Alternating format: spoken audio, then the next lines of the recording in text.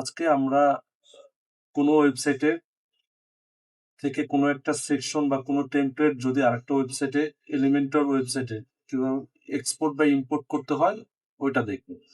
এটার জন্য আমি চাচ্ছি এই এই সেকশনটা বা এই টেমপ্লেটটাকে যদি আমি এক্সপোর্ট ইম্পোর্ট করি সেটা কিভাবে কি করা যায়। তার জন্য আমাদের যেতে হবে প্রথমে এই ওয়েবসাইটের এডিট উইথ এলিমেন্টরে।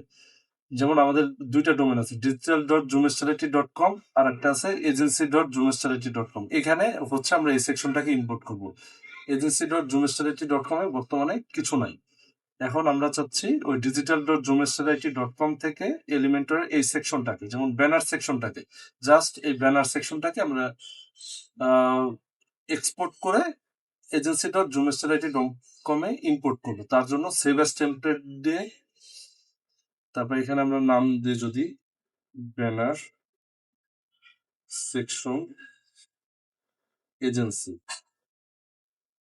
ওকে, তারপর দিয়ে আমরা এটা সেভ করে দিলাম।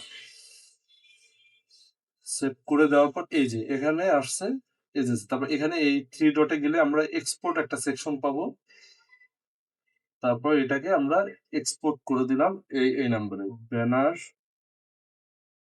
সেকশন এজেন্সি, ওকে, তারপর সেভ দিয়ে দিলেই এক্সপোর্ট হয়ে গেল। এখন আমরা যদি agency.zoomestality.com এ এটা ইম্পোর্ট করতে যাই, তার জন্য আমাদের প্রথমে agency.zoomestality.com A edit with Elementor সেকশনে যেতে হবে।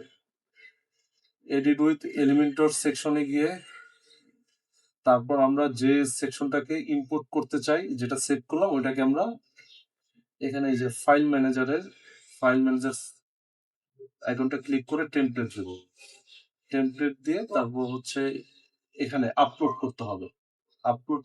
এই যে আমরা কি নামে সেভ করছি, ব্যানার সেকশন এজেন্সি, এটাকে এখানে ইম্পোর্ট দেওয়ার পরে কন্টিনিউ দিলাম। এখন যদি আমরা এটাকে ইনসার্ট দিই সেক্ষেত্রে এটা ইম্পোর্ট হয়ে গেছে। এখন আমরা যদি এটার ভিউটা দেখতে চাই, এখন আমরা এখান থেকে এটার ভিউটা দেখতে পারি। এই যে এটা হচ্ছে ভিউ, এটা কিন্তু এখন পাবলিশ হয়, এটা পাবলিশ দিলে এটা হচ্ছে প্রিভিউ মোডে ছিল, এখন আমরা পাবলিশ দিছি। এখন যদি চাই আমরা agency.zoomestality.com এর ভিউটা দেখতে, যে এটা টেমপ্লেটটা চেঞ্জ করার পরে ভিউটা দেখতে পাবো, আর পাবলিশ করার পরে আমরা নরমালি এই ওয়েবসাইটে এরকম ভিউতে দেখতে পাবো। যে সেকশনটা আমরা আপডেট করছি সেটা এক্সপোর্ট করে ইম্পোর্ট করছি সেটা এখানে দেখা যাবে এক্সাক্ট হুবহু।